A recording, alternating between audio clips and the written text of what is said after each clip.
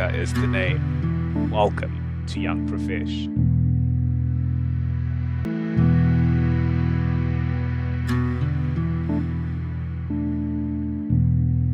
So, some of you have entered the workforce or are about to enter the workforce. This episode is the one for you. We're going to be talking about how you can thrive in an entry level job. So, firstly, a key thing to talk about is our expectations of an entry level job and the actual realities of an entry level job. Because often you'll find that this discord between what you're expecting and the actual reality of a job have the potential to have big implications on your mental psyche or your mental frame of mind.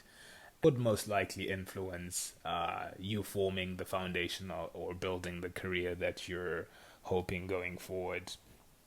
So, this podcast is going to do two things. We're going to talk about painting a picture of what an entry level job looks like.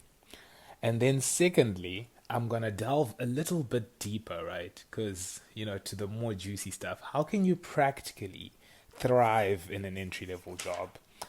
And I have about 6 things. I'm going to be talking about managing upwards. I'm going to be talking about your obligation to start imagining the future.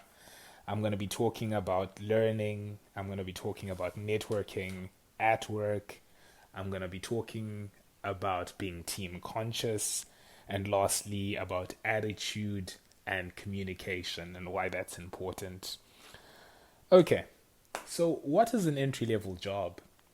So I think this is best explained by use of an example, right?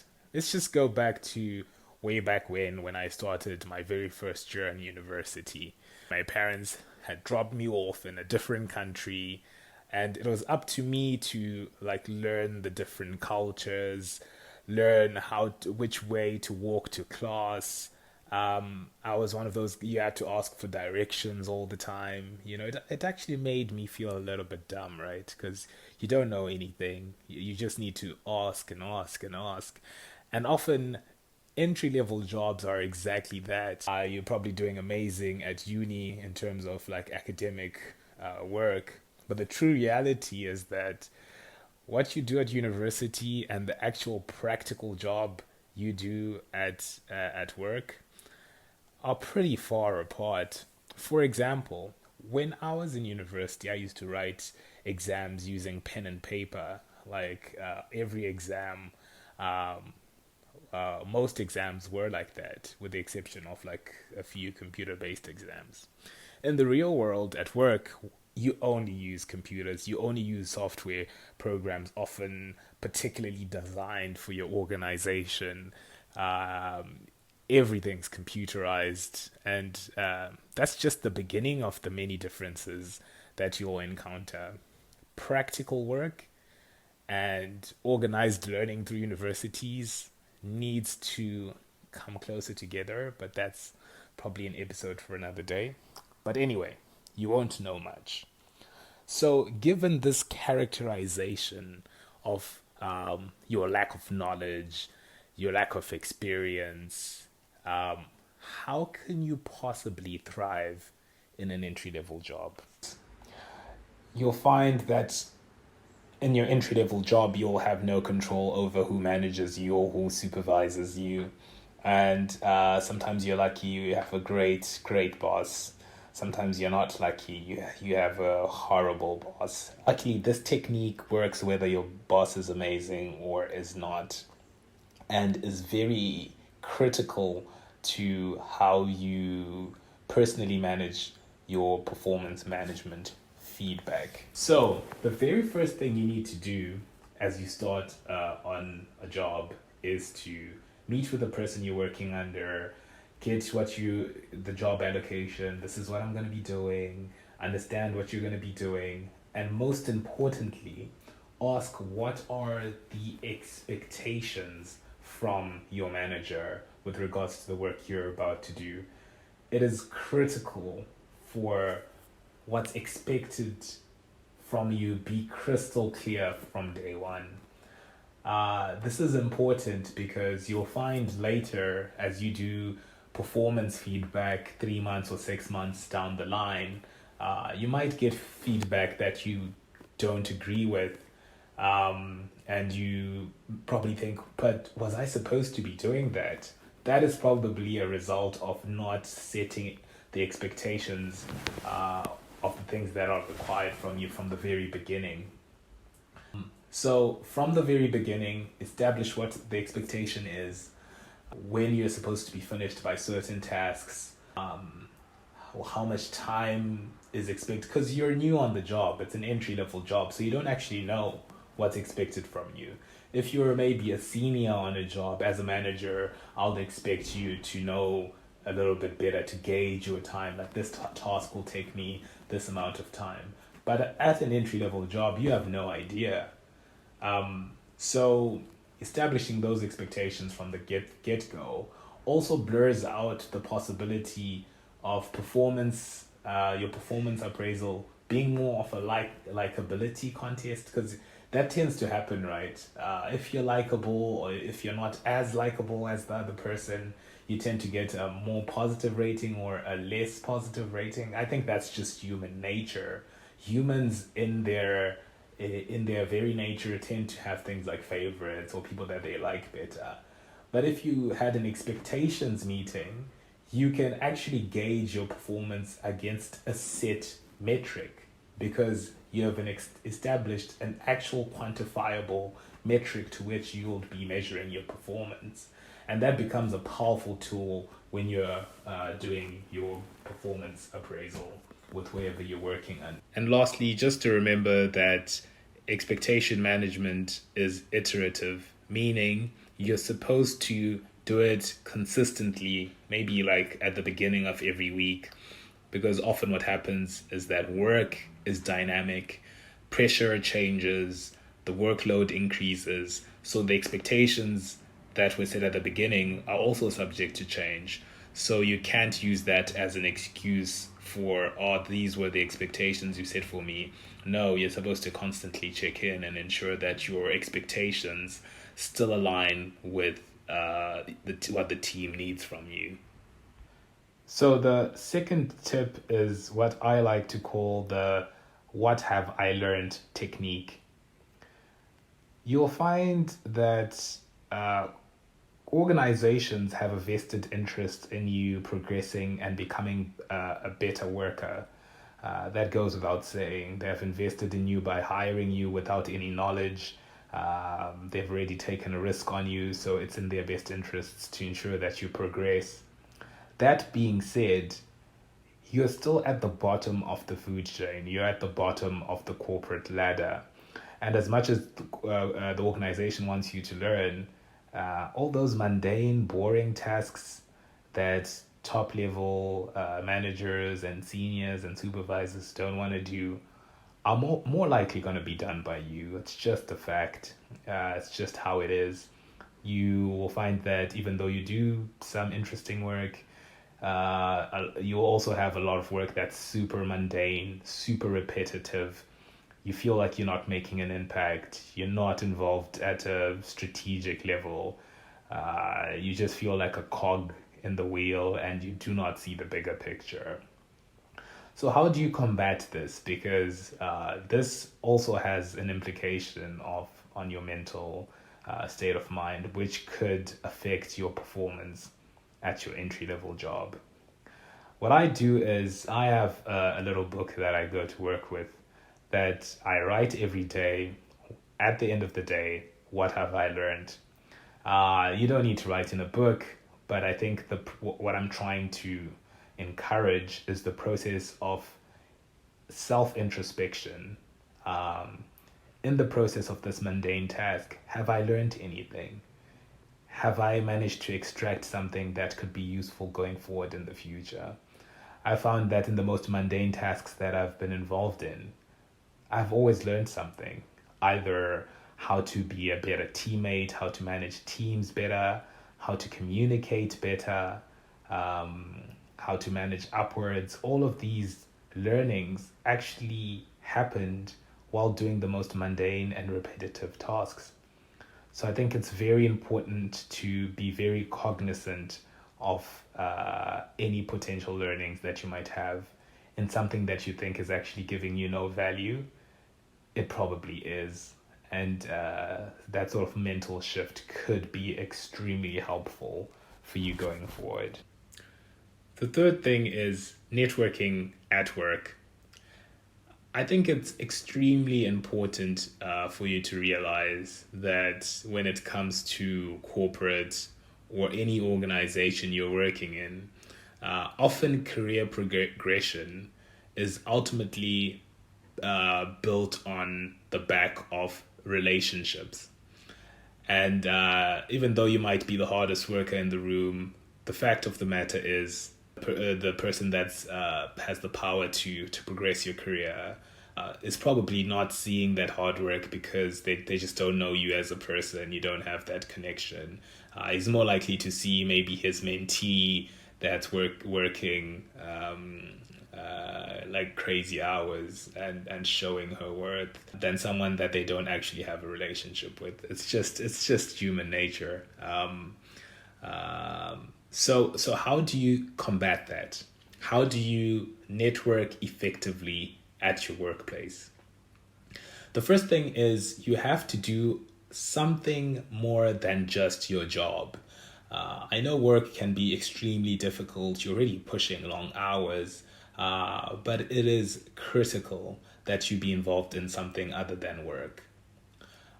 In my personal experience, I applied to be part of a board that was representative of the young youthful population at our workforce. And the team that was selected ended up being a team of individuals across the African continent, high potential individuals, and we used to meet every month. We'd fly into one location and just brainstorm and try problem solve critical issues affecting our organization. It was truly a remarkable experience. And that only happened because I did something more than work. I think it's important to point out that it doesn't have to be brainstorming with a CEO. Like, it doesn't have to be that complex. You can even join a running group. You can join a cycling club at your workplace and try build genuine human connections. Just ask someone how they're doing, how's their kid, how's their dog. In the end, relationships are built by human interaction, and you need to do something more than work. You need to know beyond just your teammates at work. Secondly, an underutilized tool is just asking someone out for coffee. You can knock on the door of any individual, just ask them how they're doing, and then ask them if they would like to grab a 10-minute coffee with you, just to talk about something that interests them, just getting to know them a little bit better. I think that is a extremely underutilized tool. I used to work for an I work for an organization with a very flat structure. So from the top level management to the entry level worker, we all work in the same teams. The entry level employee can knock on the door of the CEO, like it's possible. So that's the important thing. You can, and it's important for you to start networking before you need something, right? So the coffee will just simply be you asking about an individual, what inspired them to choose the job they're doing, how they're handling that and the family, you know. So I'm a person of color in corporate, and one of my most fruitful coffees I tend to be with other people of color that are in top management, you know, just asking how they have navigated those spaces. How have they gotten to where they are? You know, it is also human nature to just be able to bond with an individual that you share certain similarities with. That's probably why representation is a big deal in corporate these days, because there's just certain things that, due to cultural differences, and you just don't have a lot of similarities with someone. So going out for coffee isn't something that you can easily do. So representation is important, and I hope a lot of companies are doing better to try and fix that. And lastly, attend social functions, guys. Like, whether you drink or you don't drink, just attending a function. You don't want to be that guy that people ask you whether you work for the organization or not because they've never seen you before.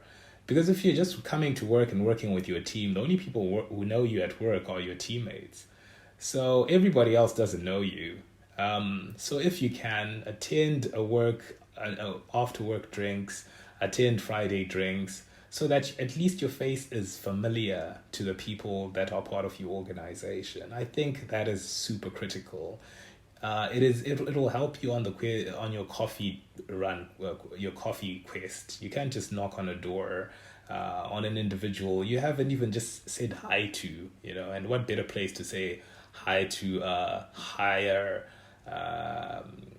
ranking individual than at a random Friday drinks, because everyone's just there mingling. So you can totally do that. The fourth tip is you need to start imagining your future. So often with entry level jobs, it's a very generalist position.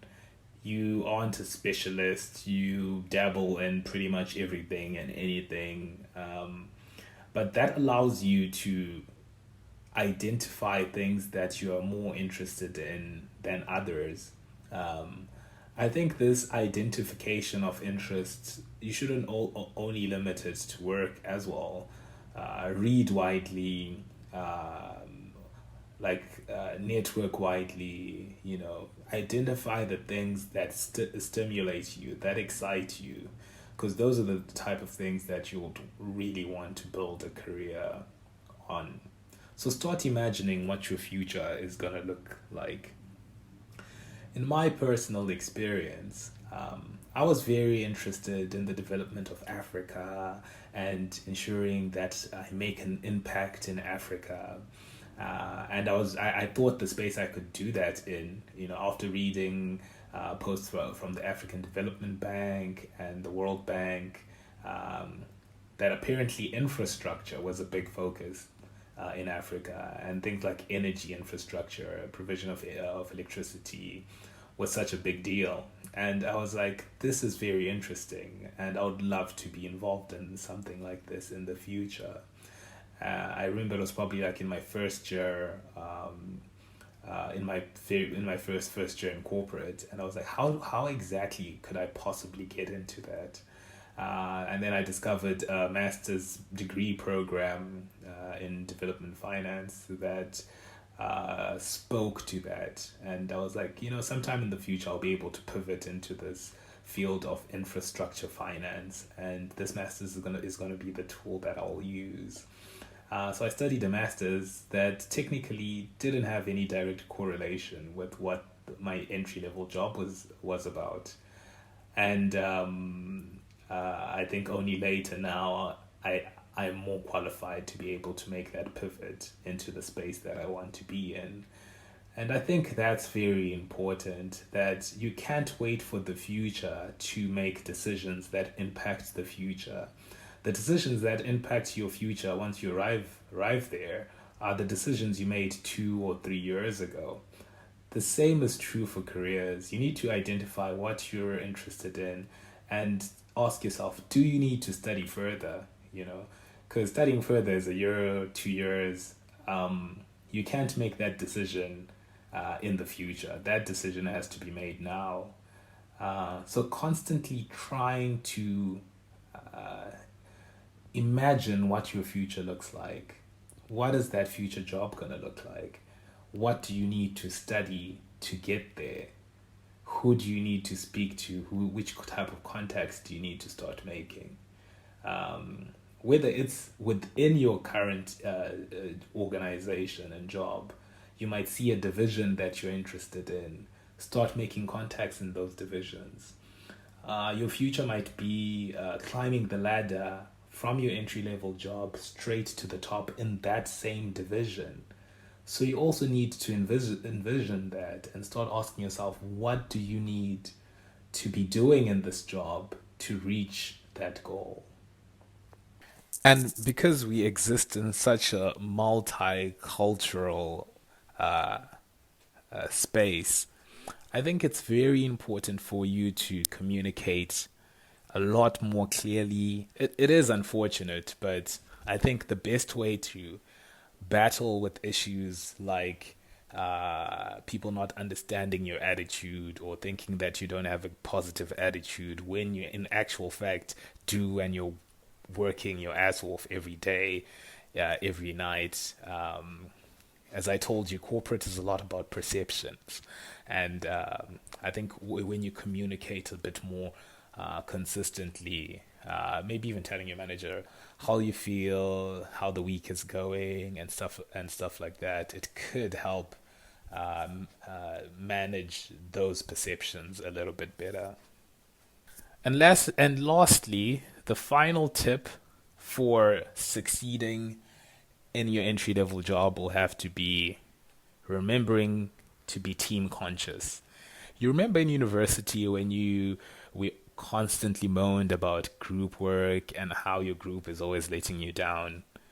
Well, get ready for the fact that you'll always be working in teams in corporate.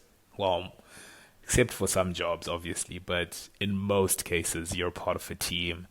And a team consists of very complex, very different individual human beings that are complex, that might misunderstand you, you might misunderstand them. Sometimes things aren't so rosy, sometimes you're going to shout at each other for a little bit. You just need to remember that you're part of a team, and this is not a solo sport anymore.